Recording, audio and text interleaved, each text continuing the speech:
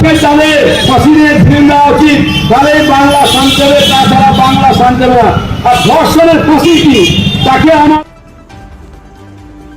মুখ্যমন্ত্রীকে ফাঁসিতে ঝুলিয়ে দেওয়া উচিত, তবেই বাংলায় শান্ত হবে।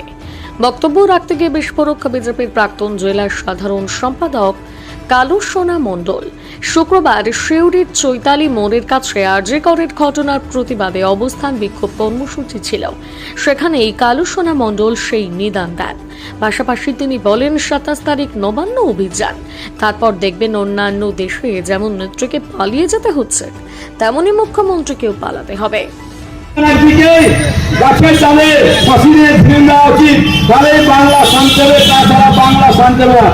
আর ধর্ষণের ফাঁসি কি, তাকে আমার হ্যাঁ একদম, তো মানে সমস্ত নাটের গুরু উনি, কারণ উনি যে মহিলা, যে ডাক্তার ওখানকার যিনি ঘোষবাবু, তাকে উনি বাঁচাইতে চেয়েছেন, তাকে আর রাখা না যায়, এই মহিলাকে রাখা যায়, তাকে ঝুলিয়ে না দিলে বাংলা বাঁচবে না।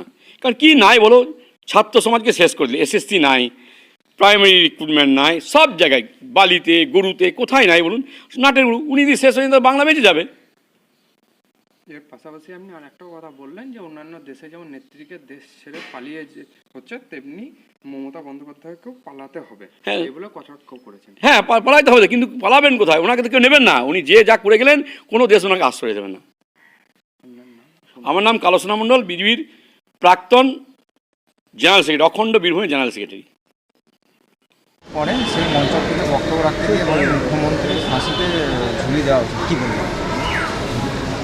দেখুন, যার কথা বলছেন তিনি কোন দলে আছেন সেটা এখনও পর্যন্ত পরিষ্কার নয়, কারণ তিনি বেশ কিছুদিন আগে তাকে দল থেকে বহিষ্কার করা হয়েছিল বলে শুনেছি। তিনি এই একটা সুযোগ পেয়ে তিনি নিজেকে একটা মঞ্চে প্রতিষ্ঠিত করার জন্য এই সমস্ত উল্টোপাল্টা বক্তব্য তিনি বলেছেন। আমার মনে হয় না এটা কোনো সুস্থতার লক্ষণ। এই ধরনের মানুষ যত কম কথা বলে ততই ভালো। পাশাপাশি তিনি আরও বলছেন আগামী 27 তারিখ নবান্ন অভিযান, তারপর দেখবেন অন্যান্য দেশের মতো যেমন নেত্রীকে পালিয়ে যেতে হচ্ছে, তেমনই মুখ্যমন্ত্রীকে পালিয়ে যেতে হবে। এই সমস্ত লোক যে কী করে একটা সর্বভারতীয় দলের মঞ্চ থেকে বক্তব্য রাখে, সেটা অত্যন্ত শ্লাঘার ব্যাপার। সেই সমস্ত দলের চিন্তা করা উচিত যে এই সমস্ত লোককে মঞ্চে চাপিয়ে এই উল্টোপাল্টা কথা বললে তাদের নিজেদের রাজনৈতিক স্থিরতা প্রকাশ পায় না অস্থিরতা প্রকাশ পায়, সেটা ভেবে দেখতে হবে।